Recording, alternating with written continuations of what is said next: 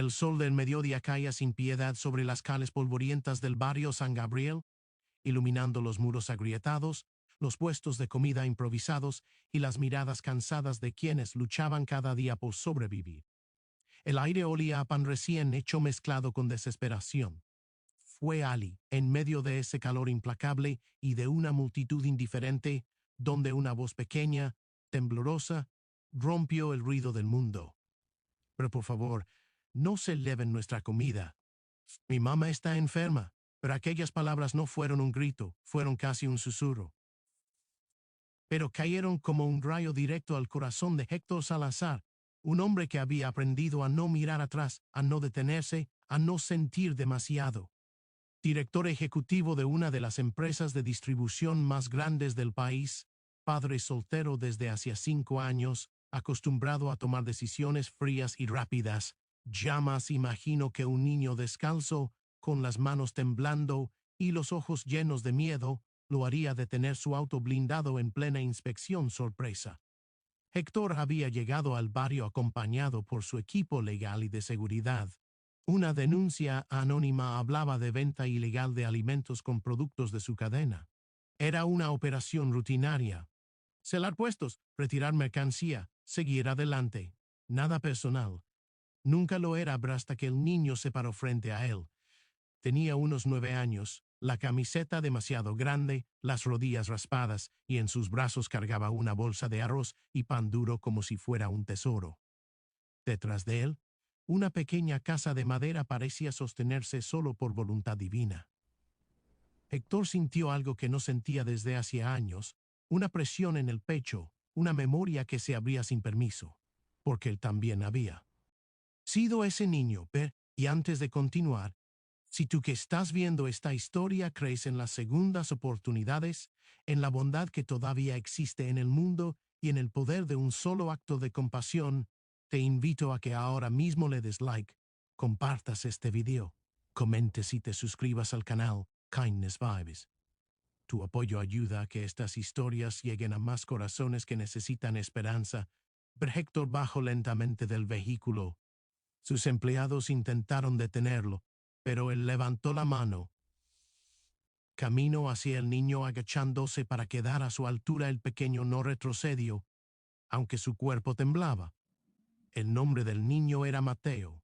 Vivía con su madre, Rosa, quien llevaba meses postrada en cama por una enfermedad que nunca pudieron diagnosticar del todo. No había dinero para médicos, ni para medicinas, ni para comida. Solo ese pequeño puesto donde vendían lo que podían cocinar cada mañana. Ese día, los inspectores habían llegado a confiscar todo. Mateo explicó, con palabras simples y una dignidad que no correspondía a su edad, que si se llevaban la comida, su madre no comería, que ya llevaba 2 días con fiebre, que le había prometido cuidarla. Héctor sintió como su garganta se cerraba.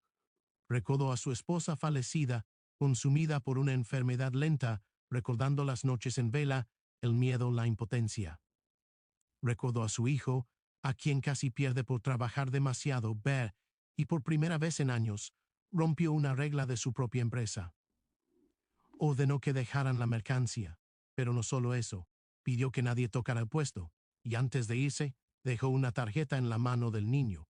Ese gesto, aparentemente pequeño, fue el inicio de una cadena de acontecimientos que cambiarían muchas vidas. Esa misma tarde, Héctor no pudo concentrarse en su oficina. Los informes financieros se acumulaban, los correos sonaban sin parar, pero su mente seguía en aquel barrio, en esos ojos asustados, en esa voz que pedía comida y no caridad. Decidió volver solo, sin escoltas, sin traje, solo como un hombre. Pero cuando llegó, el sol ya estaba bajando. La casa de Mateo parecía aún más frágil bajo la luz anaranjada del atardecer. Tocó la puerta suavemente. El niño abrió sorprendido y por un segundo creyó que había hecho algo mal. Dentro, el ambiente era pesado. Rosa estaba acostada, pálida, respirando con dificultad. El lugar olía a medicina vieja y a resignación. Héctor no habló de negocios. No habló de su empresa. Solo escuchó cómo Rosa había trabajado toda su vida limpiando casas, cómo la enfermedad la obligó a parar, cómo los ahorros se fueron en estudios médicos inconclusos, Como Mateo dejó la escuela para ayudar, como cada día era una lucha por sobrevivir. Y en ese silencio, Héctor entendió algo que ningún libro de liderazgo le había enseñado. El verdadero poder no está en mandar, sino en cuidar. Esa noche, sin que nadie lo supiera, movió contactos, activó favores, llamó a médicos que le debían algo. Consiguió una ambulancia privada. Consiguió análisis. Consiguió Medicac y Onver, pero no se presentó como el Salvador. Pero se presentó como alguien que debía una deuda al destino. Ver los días pasaron. Rosa comenzó a mejorar lentamente. Mateo volvió a sonreír. Y Héctor, que solo iba a revisar una denuncia, empezó a visitar el barrio cada semana. Llevaba comida, libros, ropa. Pero sobre todo, llevaba tiempo. Ver y en ese proceso, algo dentro de él empezó a sanar también. Su hijo Álvaro comenzó a acompañarlo, al principio con resistencia, luego con curiosidad y finalmente con admiración. Por primera vez, padre e hijo compartían algo más que silencios incómodos. La historia, sin embargo, no tardó en llegar a oídos equivocados, pero algunos ejecutivos de su empresa no estaban contentos. Decían que estaba debilitando la autoridad, que su imagen se estaba volviendo demasiado emocional, que ayudar a un barrio pobre no daba ganancias. Pero Héctor tuvo que tomar una decisión que marcaría su vida para siempre. El día de la junta directiva, Héctor entró con la misma calma con la que siempre lo hacía. Pero esta vez no llevaba gráficos, llevaba una historia. Hablo de Mateo, de Rosa, del barrio, de lo que significa tener poder y no usarlo para cambiar nada, de cómo una empresa puede generar millones y aún así estar moralmente en bancarrota. Y luego hizo algo que nadie esperaba. Anunció un programa permanente de apoyo a comunidades vulnerables, atención médica gratuita y empleo digno. Anunció que parte de las ganancias se reinvertirían en personas, no en números. Algunos se levantaron y se fueron. Otros lo miraron en silencio, pero Héctor no retrocedió. Semanas después, el barrio San Gabriel tenía un pequeño centro comunitario. Rosa caminaba de nuevo. Mateo volvió a la escuela. Héctor, por primera vez en años, dormía tranquilo. Pero una tarde, mientras el sol iluminaba el mismo lugar donde todo empezó, Mateo se acercó a él con una sonrisa tímida y le entregó un dibujo. Era una familia tomada de la mano. Abajo, con letras torcidas, decía: «Gracias por no llevarse nuestra ira. Gracias por quedarse». Pero Héctor no pudo contener las lágrimas, porque entendió algo que el dinero nunca le había enseñado, que a veces salvar a alguien no requiere millones, sino detenerse, escuchar y elegir ser humano. Y ahora, si esta historia tocó tu corazón, si te hizo pensar, si te recordó que la bondad aún existe, te pedimos desde lo más profundo que dejes tu like, compartas este video y comentes abajo. Tu apoyo ayuda a que más personas encuentren historias que sanan. Antes de irte, escribe en los comentarios una sola palabra: esperanza. Queremos saber cuántos corazones siguen creyendo en ella, porque al final el mundo no cambia con grandes discursos.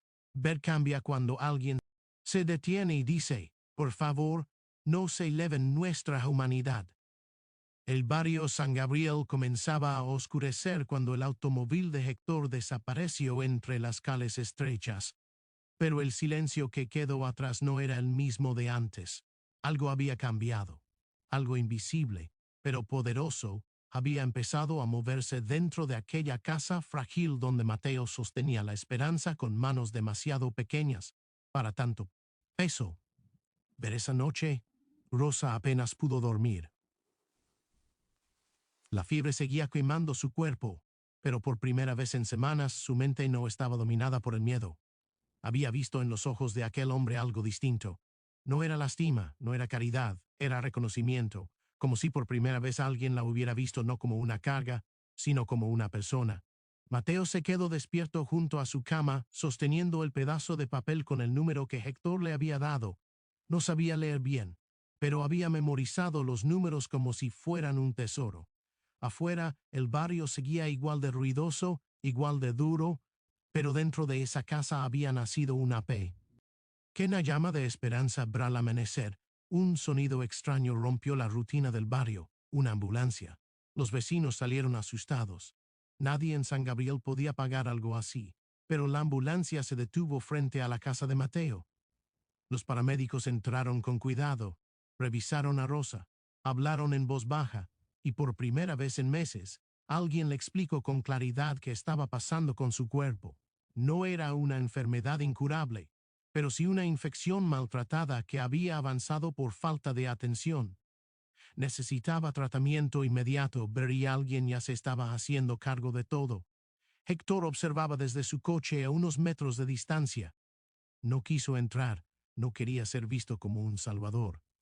Sabía que el verdadero cambio no ocurre cuando uno aparece, sino cuando permite que otros se levanten por sí mismos. Esa mañana, Mateo acompañó a su madre al hospital. Era la primera vez que salía del barrio. Miraba todo con asombro, los edificios altos, los autos brillantes, las personas, bien vestidas. Pero también sentía miedo, porque ese mundo parecía demasiado lejano para ellos. Rosa fue internada. Los médicos actuaron rápido, y por primera vez en mucho tiempo su cuerpo empezó a responder. Mientras tanto, Héctor volvió a su realidad, ver reuniones, firmas, llamadas, decisiones millonarias, pero ya no era el mismo. Cada vez que miraba un informe, pensaba en Mateo. Cada vez que aprobaba un gasto, recordaba aquella bolsa de arroz. Cada vez que alguien hablaba de pérdidas, él pensaba en lo que realmente se pierde cuando se ignora el dolor ajeno. Su hijo Álvaro notó el cambio, pero el niño, que siempre había vivido rodeado de lujos, comenzó a hacer preguntas. Preguntas incómodas, preguntas reales, preguntas que Héctor había evitado durante años. ¿Por qué hay gente que no tiene comida? ¿Por qué mamá se fue tan pronto? ¿Por qué tú siempre trabajas tanto? Pero Héctor no tenía respuestas perfectas, pero por primera vez se permitió decir la verdad, que había tenido miedo, que se había escondido en el trabajo, que no sabía cómo ser padre y empresario al mismo tiempo. Esa conversación nos unió más que cualquier regalo caro, pero mientras tanto, en el hospital, Rosa comenzaba a mejorar. Cada día recuperaba un poco de fuerza. Cada día preguntaba por Mateo, y cada día agradecía en silencio al desconocido que había cambiado su destino sin pedir nada a cambio, pero no todo era calma. En la empresa, los rumores crecían, pero algunos ejecutivos empezaron a murmurar que Héctor estaba perdiendo el enfoque, que estaba usando recursos para causas personales, que su imagen se estaba ablandando. Pero uno de ellos, ambicioso y frío, comenzó a mover piezas en las sombras. Vio una oportunidad para deshacerse de un director ejecutivo que ya no respondía solo a números, pero Héctor lo sabía. Sentía la presión, pero no dio marcha atrás porque ahora tenía algo más grande que perder. Pero una tarde decidió volver al barrio, esta vez acompañado de su hijo. Pero Mateo los vio llegar y corrió hacia ellos con una sonrisa que iluminó toda la calle. Abrazó a Álvaro sin miedo, como si lo conociera de toda la vida. Y en ese gesto sencillo, dos mundos que jamás se habrían tocado quedaron unidos para siempre. Los niños jugaron con una pelota vieja. Rieron, cayeron al suelo, se ensuciaron. Héctor, observando desde lejos, comprendió que la verdadera riqueza no estaba en sus cuentas, sino en esos momentos que no se pueden comprar. Esa tarde, mientras el sol se ocultaba, Héctor tomó una decisión definitiva. Bert no solo ayudaría a esa familia, iba a cambiar la forma en que su empresa veía al mundo, porque había aprendido algo esencial. Y al ver, la pobreza no siempre es falta de dinero, pero a veces es falta de oportunidades, de tiempo, de alguien que diga yo me quedo, y él había decidido quedarse. Subscribe if you like a video.